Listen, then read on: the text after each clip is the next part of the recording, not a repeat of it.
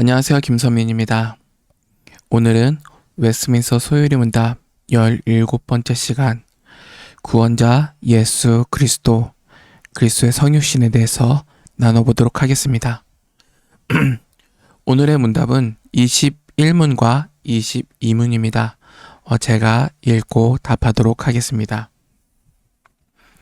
21문, 하나님이 선택하신 자들의 구속자는 누구입니까?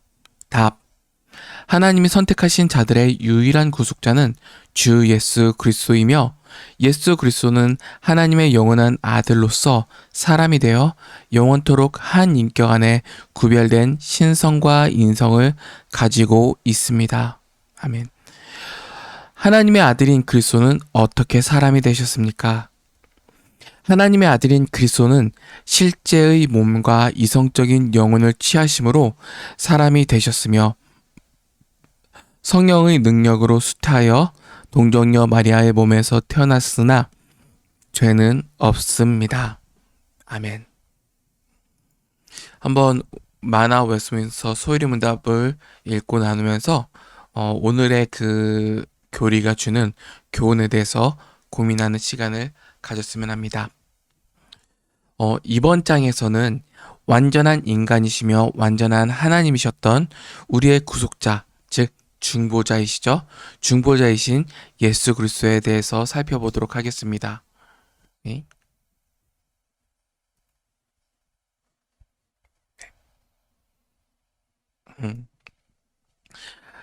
그럼 먼저 구속자, 중보자의 조건을 살펴볼까요? 소요리 문답 21번은 이렇게 시작하고 있습니다. 하나님이 선택하신 자들의 유일한 구속자는 주 예수 그리스도이며, 구속자의 의미를 먼저 알아야 됩니다. 여기서 보면. 그렇다면 구속이라는 말을 이해해야 되죠. 이 말은 먼저 토지 매매와 관련이 되어 있습니다. 옛날 이스라엘 사람들은 자신이 소유하던 땅을 경제적인 형편을 이유로 다른 사람들에게 팔았다가 다시 되찾을 능력이 없을 경우가 있었습니다. 그렇다면 무엇이 마음에 걸리죠? 과거의 조상들이 소유했던 땅을 되찾지 못했다라는 것은 조상들에게 큰 죄를 짓는다라고 생각을 했습니다. 그런데 여기서 땅을 회복할 수 있는 방법이 있었습니다. 이는 바로 구속자가 나타나는 것이었죠. 먼저 구속자라는 것이 두 가지 조건을 충족시켜야 되는데, 하나는 땅을 잃어버린 사람에게 가장 가까운 친척이어야 하고, 땅을 구속해 줄 만한 경제적인 능력이 있어야 합니다. 능력이 있지만 친척이 아니라 구속자의 요건이 되지 못하는 경우, 또는 친척이지만 능력이 되지 못해서 구속자가 되지 못하는 경우가 있었겠죠. 이 두 가지가 모두 충족이 되어야만 그 땅을 다시 회복시킬 수 있는 것입니다. 하나님의 버림을 받은 인간들을 구속시키기 위한 구속자도 이와 동일한 요건을 충족시켜야 됐습니다. 하나는 우리 인간과 동일한 조건이 되어야 됩니다. 또는 또 우리 인간을 구속할 능력이 되어야 됐죠. 그러나 우리가 이제껏 살펴본 대로 사람 중에서는 타락한 인간을 구원할 능력을 가진 사람은 누구든지 없습니다. 그렇다면 인간은 어디서부터 구원을 받을 수 있고 어디서부터 그 구속됨을 얻을 수 있을까요? 이러한 조건을 충족시킬 수 있는 분은 바로 예수 그리스도 외에는 없습니다. 왜 그럴까요?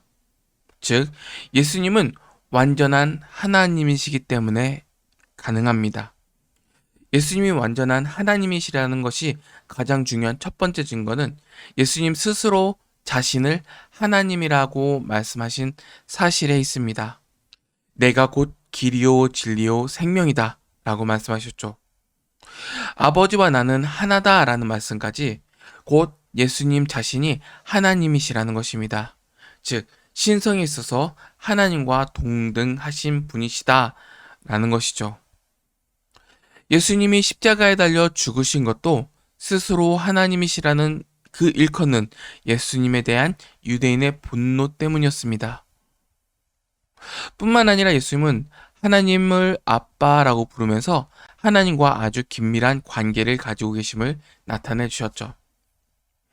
예수님이 자주 말씀하신 내가 진실로 진실로 아멘 아멘 내가 너희에게 이루노니 표현에서 진실로라는 말은 금방 전에 얘기했던 헬라어로 아멘이라는 뜻입니다. 우리는 설교를 듣고 반응할 때 아멘을 사용합니다. 그런데 예수님은 아멘을 맨 처음에 사용하시고 말씀을 시작하셨습니다. 이는 아멘을 먼저 사용하신 것은 예수님 자신의 말이 하나님의 말씀과 동일한 권위를 갖고 계심을 나타내기 위함입니다. 그래서 성경은 예수님이 하나님이심을 증명해 놓는다는 것을 곧장 보여주는 것과 다름이 없죠. 예수님은 하나님만이 하실 수 있는 능력까지도 보여주셨습니다. 파도야 멈추어라, 또 병 고치는 일도 하셨죠. 사람들의 죄도 용서하셨고 영생을 주겠다고 약속도 하셨습니다. 이는 오직 하나님께서만 죄를 사하시고 영원한 생명을 줄 수 있다는 권위를 표합니다. 그 외에 예수님은 말씀과 기적을 통해서 자신이 하나님이심을 증명하셨죠.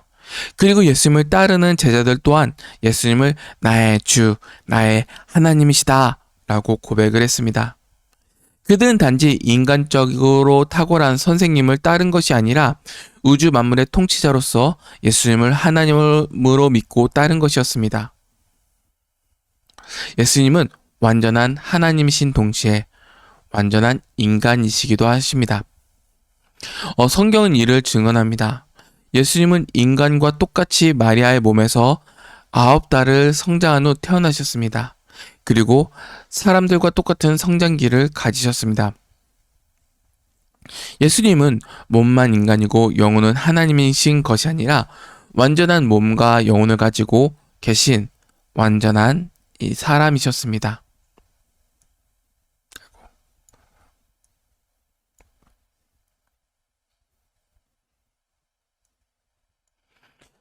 예수님의 행로에서 지셨을 때 목이 말라 물을 마시기도 하셨고 배고플 때 시장기를 느끼시고 음식을 드셨습니다.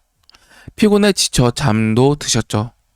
뿐만 아니라 죄에 대해 분노하시고 불쌍한 사람들을 향한 사랑과 연민의 마음을 느끼시는 등 우리와 똑같은 희노애락의 감정을 가지고 계셨습니다. 그러나 우리와 한 가지 다른 점은 예수님은 죄가 없으신 거룩하고 순결한 분이시다라는 것입니다. 그러므로 우리가 성경을 통해서 믿고 있는 예수님은 완전한 하나님인 동시에 완전한 인간이신 분이십니다.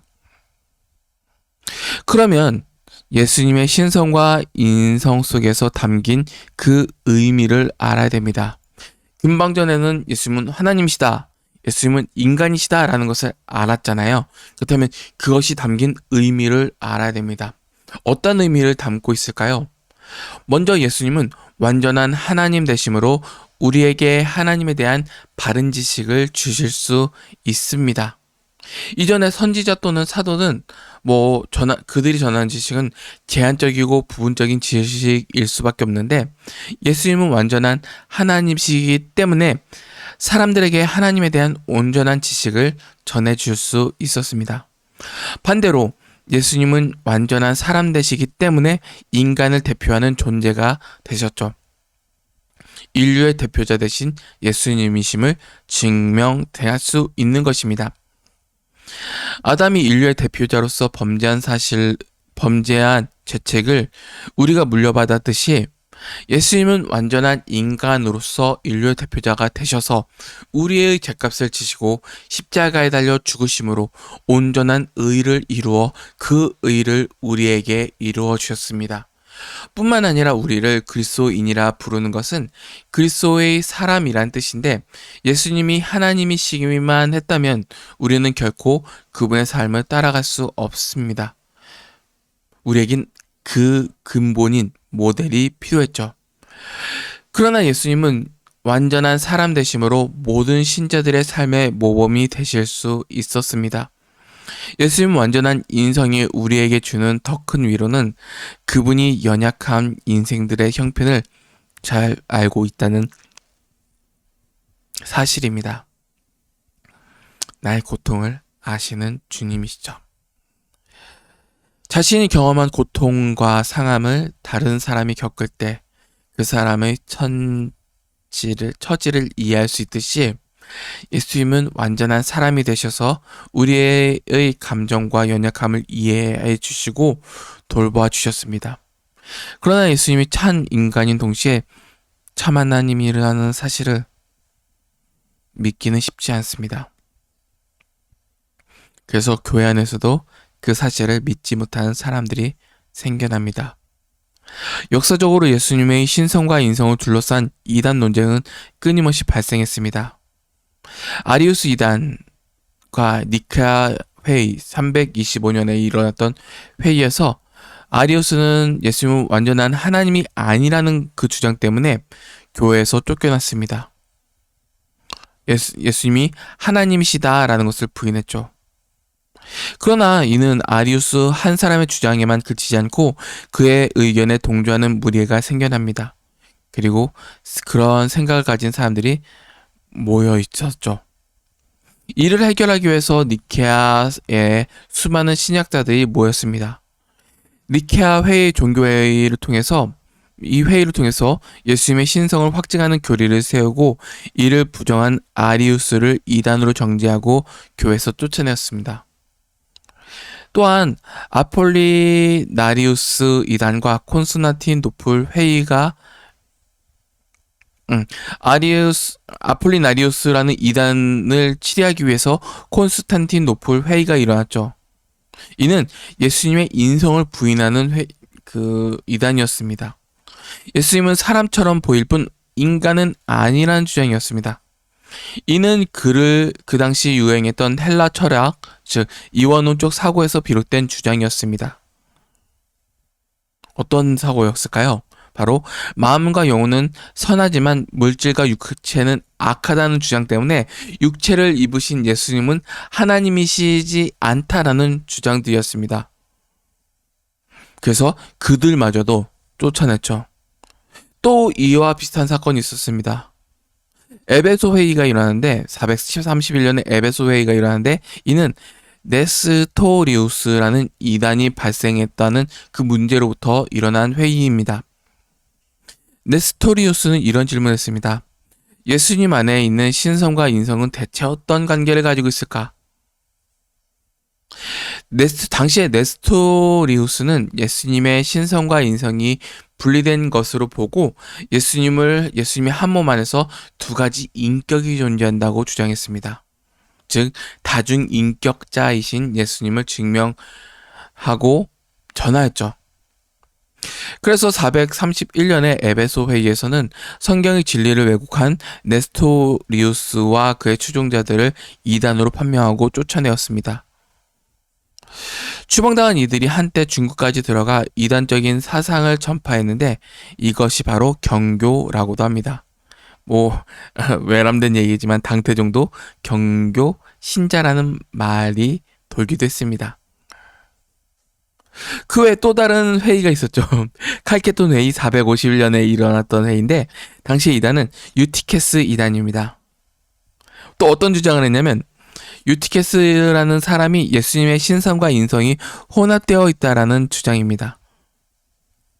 마치 포도주스와 오렌지주스를 섞으면 하나가 되듯이 예수님의 신성과 인성이 섞여가지고 저도 잘 이해를 하기 어려운데 섞여서 한 성품밖에 없다라는 주장입니다. 그러면 어떤 모습일까요? 이래서 451년에 칼케톤이라는 지역에서 종교회의가 열렸죠. 여기서도 유티케스라는 일파는 이단으로 정제되어서 쫓겨났습니다. 소요리문답 21문 안에서 가르쳐주는 우리의 유일한 구속자 예수 그리스도는 한 인격 안에서 구별된 신성과 인성을 가진 예수님, 영원하신 하나님을 주장합니다. 참 하나님이시면서 참 인간이 되신 우리와 하나님 사이의 유일한 중보자가 되시고 구원자 되신 분, 이것을 믿는 것이 예수 그리스도께 대한 우리의 올바른 신앙 고백이자 바른 신앙입니다. 유일한 구속자, 유일한 구원자, 예수 그리스도. 사랑하는 여러분, 이러한 신비하고 오묘하신 분은 오직 예수님밖에 없습니다. 예수님 외에 우리를 구원하실 분도, 우리의 사정을 알아주실 분도 없습니다. 그러므로 예수 그리스도께 우리 모든 간구를 올려드리며 주님의 도우심을 구하는 성도들이 되길 주님 안에서 간절히 바라겠습니다. 이만 마치겠습니다.